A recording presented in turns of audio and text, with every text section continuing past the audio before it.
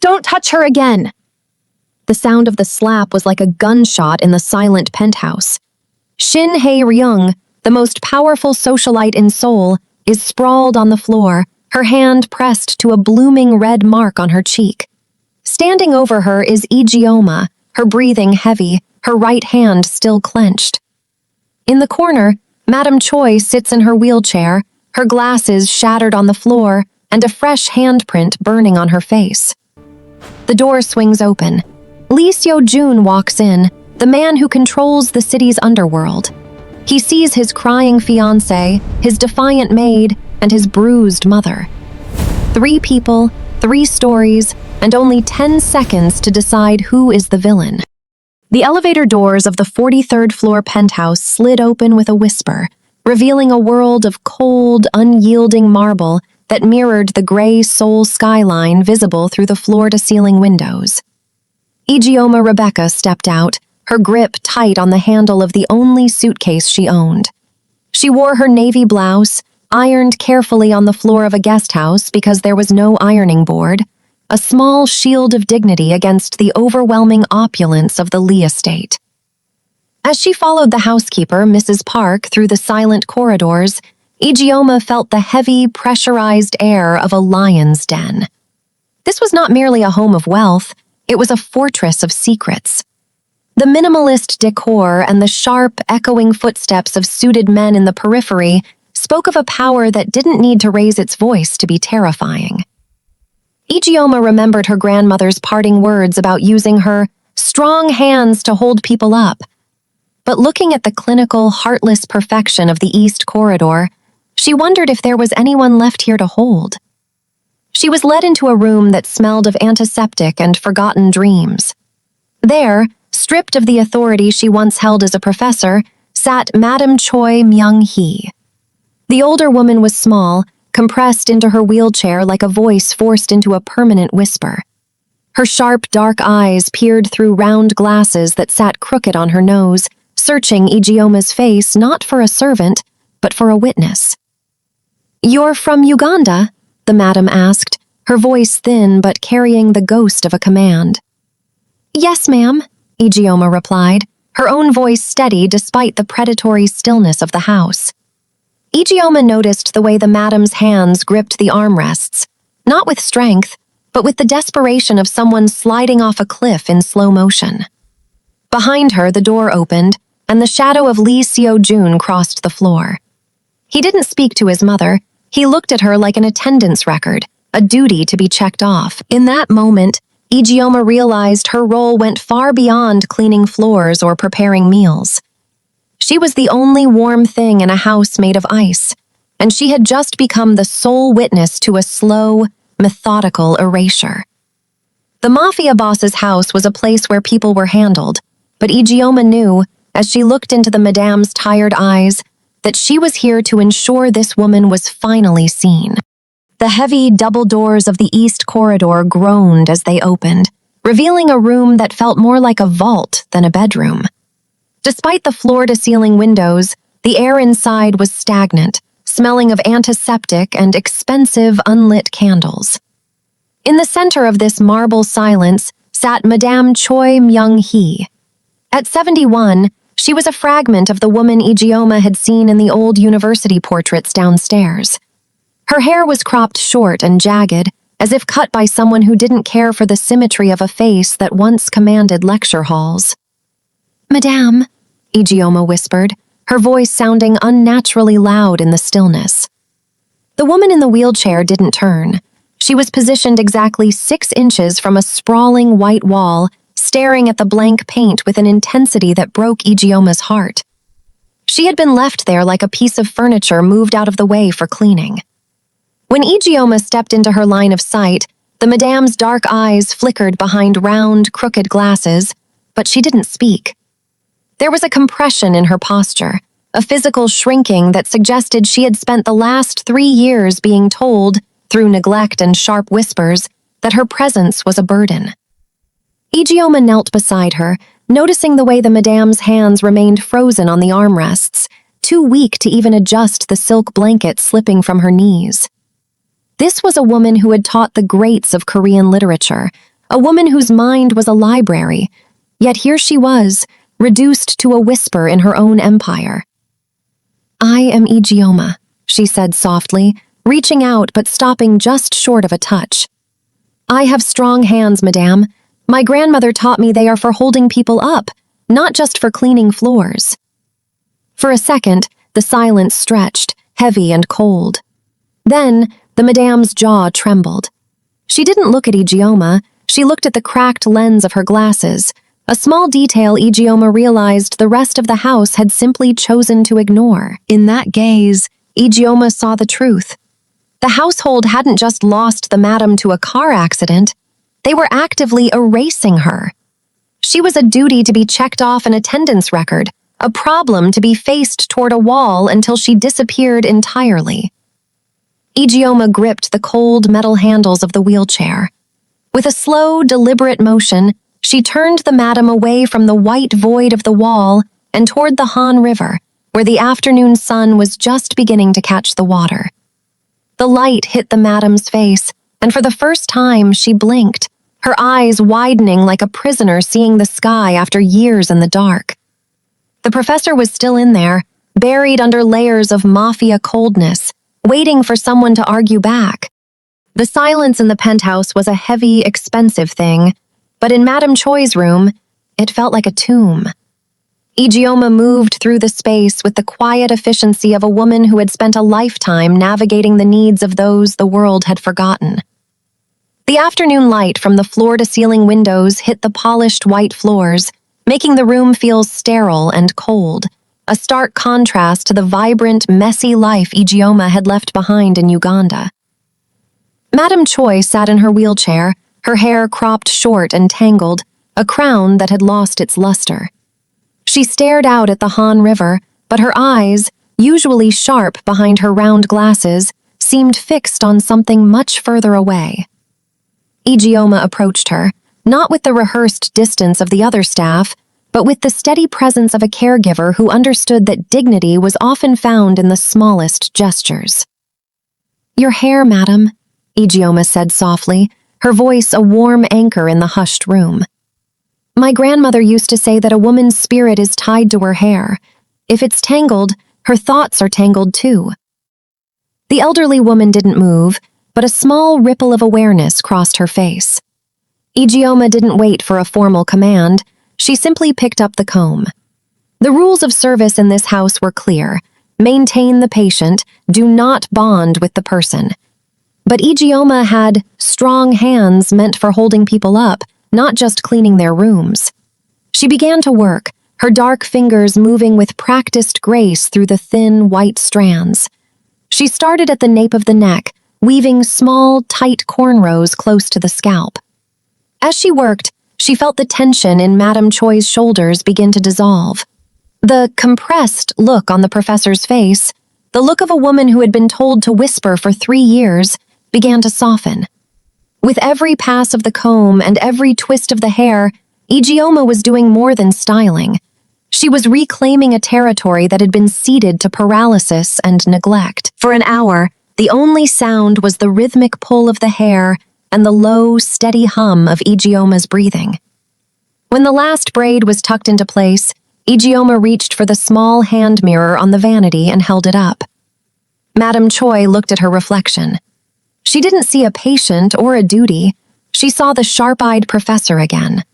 Her hand reached up, her fingers trembling as she traced the intricate patterns against her scalp. "I look like a queen," the older woman whispered, her voice cracking with a strength Ijeoma hadn't heard before.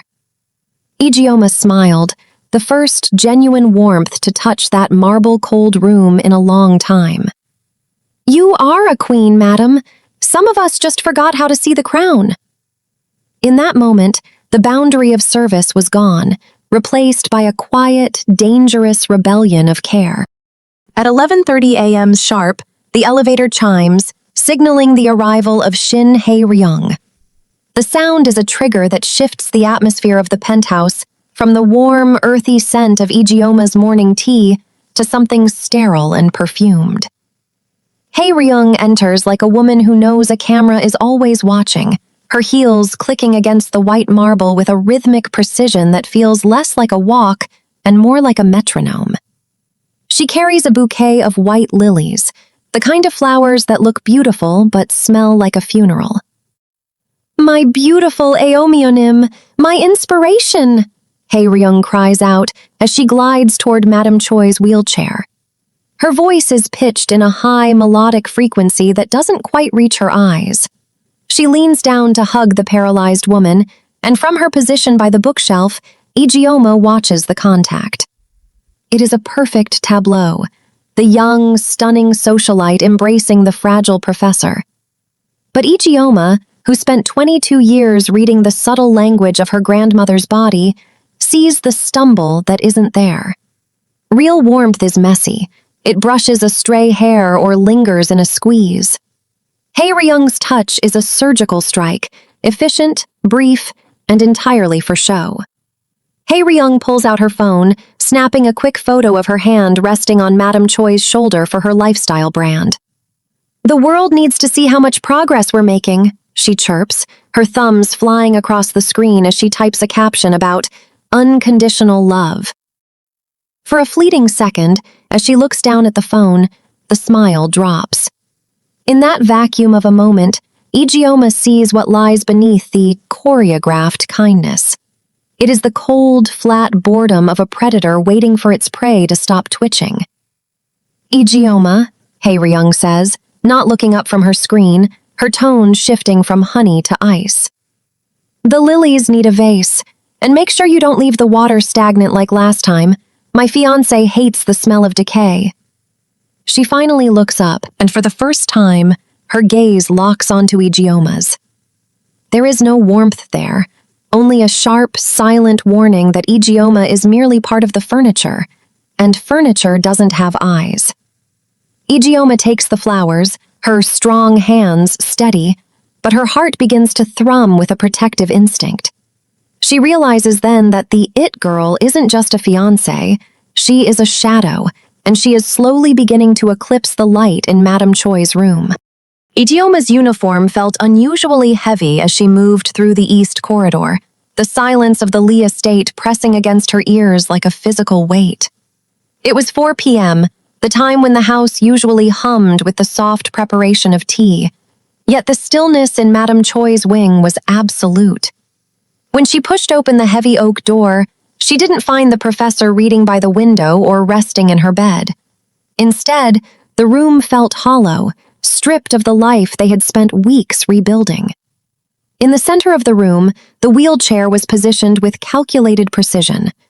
Madame Choi was facing the far corner, her body mere inches from the blank, unyielding white paint of the wall. There were no books in her lap, no music in the air, and her round glasses were missing from her face.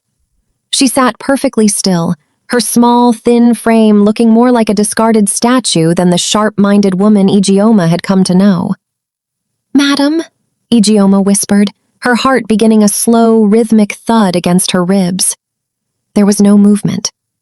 Ijeoma stepped into the woman's line of sight, but Madame Choi's eyes remained fixed on the wall, blinking slowly as if coming out of a deep, dark cave. "How long have you been like this?"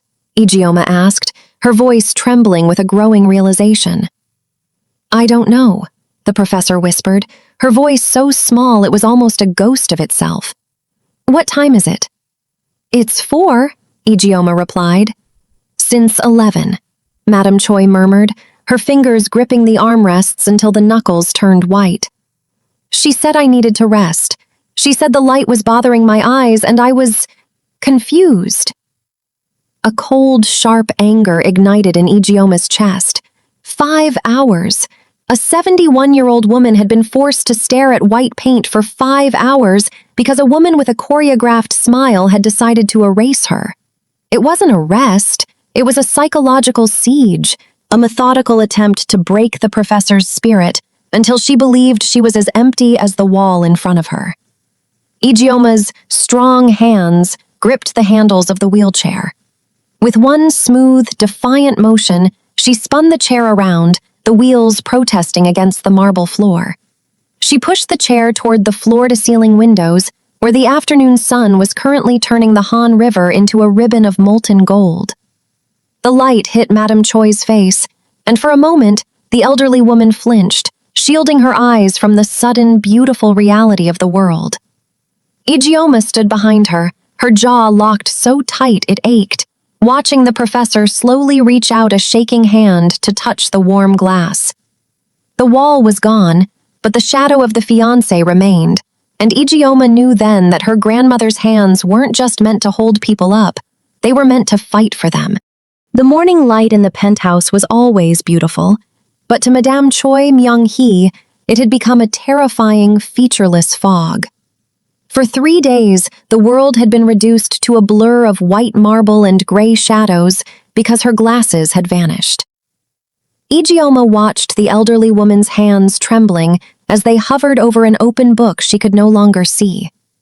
It wasn't just the loss of sight, it was the loss of the professor, the woman who lived for the sharp clarity of a well-turned phrase. "I must have misplaced them, Ijeoma," Madame Choi whispered, her voice sounding smaller, more compressed, as if she were finally starting to believe the lie being whispered in her ear. "Hae-Ryung says I've been so forgetful lately. Perhaps the doctor is right. Perhaps I am declining."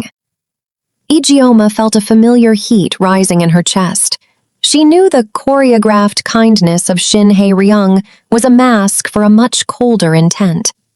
While the Mafia boss was away, his fiancée spent her hours building a cage made of concern and confusion, all designed to lead to a single signature on a competency form. Ijeoma began a methodical search, her strong hands moving through the suite not with the haste of a maid, but with the precision of a protector. She ignored the bedside tables where a person would naturally leave their spectacles. Instead, she went to the heavy mahogany bureau in the far corner, a piece of furniture Madame Choi couldn't reach in her wheelchair.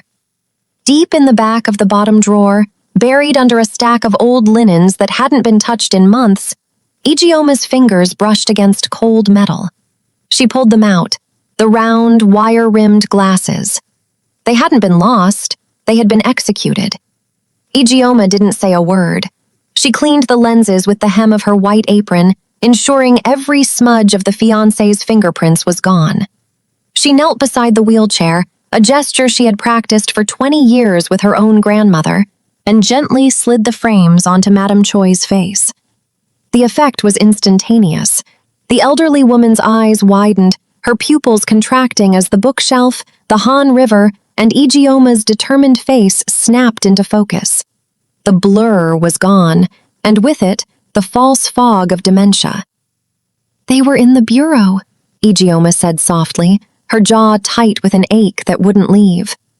"Hidden where you couldn't find them." Madame Choi looked at the drawer, then back at Ijeoma. The professor was back. The fear in her eyes was replaced by a cold, sharp realization. "She doesn't want me dead, Ijeoma," the older woman whispered, her voice regaining its authority. "She wants me erased." Ijeoma took her hand, the one with the still faint mark of a heel, and squeezed. The battle for the Lee Empire had moved from the boardroom to this quiet, sunlit room, and Ijeoma knew she was the only one standing in the way. Ijeoma's heart hammered against her ribs as she stood before the mahogany doors of Lee Seo-jun's private study. In her pocket, she gripped a small digital camera containing photos of the plum-colored marks she'd found on Madame Choi's upper arm earlier that morning, fingerprint-shaped bruises that no wheelchair armrest could have left.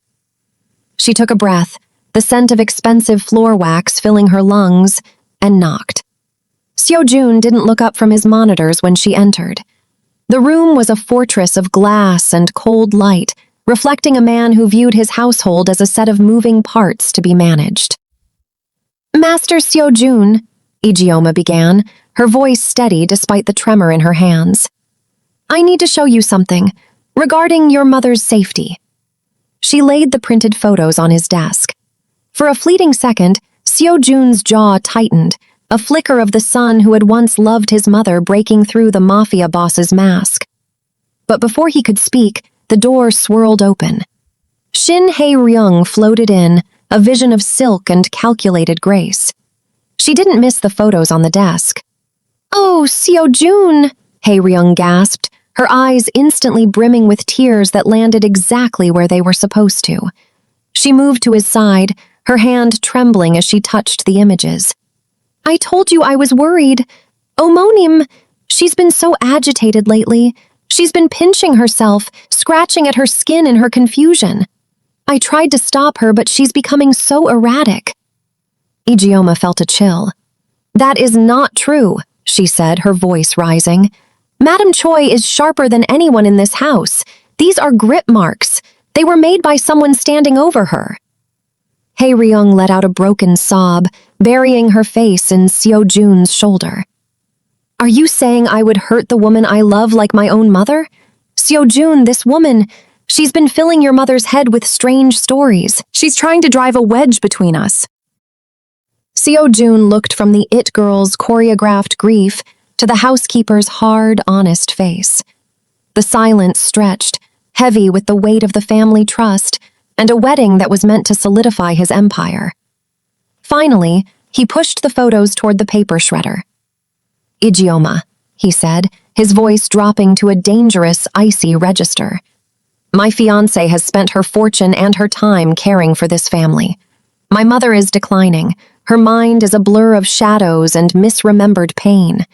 If you continue to bring these unfounded accusations into my office, I will not only fire you, I will ensure your visa is revoked before sunset." Hae-Ryung offered a small, triumphant sniffle against his suit jacket. Ijeoma looked at the man she had hoped was a protector and saw only a son who had chosen to be blind. She didn't argue. She simply bowed, her strong hands clenching at her sides as she realized that in this house of stone, she was the only one left to keep Madam Choi from falling. The afternoon sun through the penthouse windows usually felt like a blessing, but today the light was jagged and cold. Ijeoma stood by the door, her fingers twitching with a restlessness she couldn't name. She had found Madam Choi's reading glasses in the trash earlier that morning, deliberately crushed. The silent war was over. Shin Hae-Ryung was no longer hiding her intent to erase the woman who stood in the way of the family trust. Hae-Ryung stood over the wheelchair, her silhouette sharp against the glass. "You think because he sat with you for an hour everything changes?" she hissed, her voice a low, rhythmic poison. "To him, you are a fading memory. To me, you are a ledger that needs to be closed." Madam Choi didn't look away. Her back was straighter than it had been in years, her chin lifted with the quiet defiance of the professor she used to be. "He sees me, Hae-Ryung," the old woman whispered, her voice fragile but steady. "And because he sees me, he is finally starting to see you." The mask of the it girl didn't just slip, it disintegrated. In one fluid, ugly motion, Hae-Ryung swung her hand. The crack of skin on skin echoed through the marble hall like a bone breaking. Madam Choi's head snapped to the side, her new glasses flying across the floor and skidding toward the shadows. Time didn't slow down, it simplified. Ijeoma didn't think about her visa, her salary, or the dangerous men who called this penthouse home. She only remembered her grandmother's voice. "You have strong hands. Use them to hold people up." Sometimes, holding someone up meant striking down the person trying to bury them. Ijeoma crossed the room in 3 heavy strides. Before Hae-Ryung could even draw a breath to gloat, Ijeoma's right hand, the hand that had spent years lifting the weary, came up in a blurred arc. It wasn't a tactical strike, it was a correction. The impact was hollow and loud. Hae-Ryung's head jerked back, her body spinning as she collapsed onto the expensive rug, her designer dress crumpling beneath her. Silence flooded the room. Hae-Ryung lay there, clutching her reddening cheek, her eyes wide with a shock that transcended pain. Ijeoma stood like a pillar between the victim and the predator, her palms stinging, her heart hammering a rhythm of absolute certainty. She had crossed the line, and as she looked down at the woman on the floor, she knew there was no going back. "Don't touch her again," Ijeoma said, her voice a low, vibrating warning that filled the sterile space. At that moment, the door chattered open, and Lee Seo-jun walked into the wreckage of his own life. The fluorescent lights of the detention holding room flickered, casting a sickly pallor over Ijeoma's face as she sat across from Lee Seo-jun. Outside these walls, the narrative was already set. The violent foreigner maid had assaulted a beloved socialite. Her visa had been flagged, and the deportation papers were already being drafted. Sarah's tears had done their job. The world believed the performance, and even Seo-jun's silence felt like a heavy, final judgment. Ijeoma didn't beg for her freedom. Instead, she looked at the man who had treated his own mother like a line item on a duty roster. "You think you know what happens in your home when the doors are locked," she said, her voice steady despite the tremor in her hands. "But you only see the version Sarah scripts for you. You see the flowers and the smiles she posts for her followers." She leaned forward, the weight of 4 months of silent witnessing behind her eyes. "There is a private server, Master Lee, the one linked to the nursery-grade cameras hidden behind the crown molding during the spring renovation. You haven't checked it in months because you didn't want to see the truth, but the truth is recorded in high definition." Seo-jun's jaw tightened. He hadn't thought about those cameras since the installers left. Within the hour, he was back in his glass-walled office, the room dark except for the cold glow of his monitors. He hit play, and the sterile reality of the penthouse began to bleed out in a 12-minute reel of methodical cruelty. He watched, paralyzed, as Sarah walked into his mother's room and, with a bored expression, hid Madame Choi's glasses in a bureau drawer. He watched his mother sit in a blur of silence for 48 hours, unable to read or see the Han River just feet away. The footage didn't lie. It showed Sarah turning the wheelchair to face the white paint of a corner, leaving a 71-year-old woman to stare at nothing for 5 hours while the sun set behind her. Then came the physical evidence. He saw Sarah's designer heel grind down on his mother's frail fingers, a silent, calculated pinch designed to hurt without leaving a mark the casual observer would notice. He heard the whispered threats, audio so clear it felt like Sarah was in the room with him, promising to erase his mother in a psychiatric facility where he would never visit. The it girl of Seoul was a ghost in the machine, a predator who had been dismantling his mother's soul piece by piece. As the footage of Ijeoma's defensive strike finally played, Seo-jun didn't see an assault. He saw the only act of mercy that had occurred in his home in 3 years. The bright lights of the Kang Industries press room were a far cry from the shadow-filled corners of the penthouse where Madame Choi Myung-hee had been forced to face the wall for hours. Beside her, Ijeoma stood like a silent sentinel, her strong hands resting firmly on the handles of the wheelchair, a physical anchor in a room drowning in camera flashes. For 3 years, the world had spoken for Myung-hee, treating her like a duty to be managed or a problem to be solved. But today, the silence ended. Myung-hee adjusted her new glasses, the frames catching the light as she looked directly into the sea of lenses. When she began to speak, it wasn't the frail whisper of a patient. It was the resonant, commanding tone of the professor who had once commanded lecture halls at Fiancée. "My name is Kang Myung-hee," she began, her voice steady enough to still the room. "And for 3 years I have lived in a prison built by whispers and maintained by a woman I trusted with my son's heart." She didn't look at the monitors displaying the reel of her own abuse. She looked at the audience as she detailed the systematic erasure of her life. She spoke of the hidden glasses that turned her world into a blur, and the fingerprints left on her skin by a woman who viewed her pain as a routine chore. But as the testimony shifted toward the car accident that had claimed her husband's life, the room's temperature seemed to drop. "I blamed myself for the crash that paralyzed me and killed the man I loved," Myung-hee said, her voice dropping to a sharp, icy edge. "I believed his death was the price of my own tardiness, but the truth is far more calculated." She revealed the evidence Lee Seo-jun's investigators had unearthed, the phone call from Shin Hae-Ryung's family firm that had canceled the critical brake inspection just hours before the fatal trip. Shin Hae-Ryung did not just want to silence me, the professor declared, her eyes flashing with a reclaimed fire. She wanted to inherit a legacy she didn't build by destroying the family that did. She reached back, briefly touching Ijeoma's hand, the hand that had struck the first blow for her freedom. I am not a victim of a tragic accident. I am the survivor of a conspiracy, and I am no longer asking for permission to be heard. As she finished, the silence in the room was absolute, broken only by the realization that the woman in the wheelchair had finally dismantled the empire of lies that had kept her prisoner. Ijeoma came to Seoul with one suitcase and a work visa, but she left a legacy that the Lee family will never forget. She reminded us that true power doesn't come from a mafia title or a bank account. It comes from the courage to stand between the vulnerable and the world.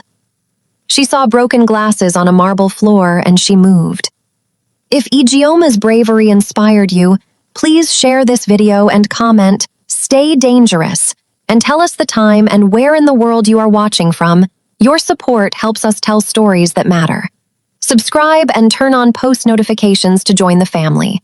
Stay loved, and we'll see you in the next one.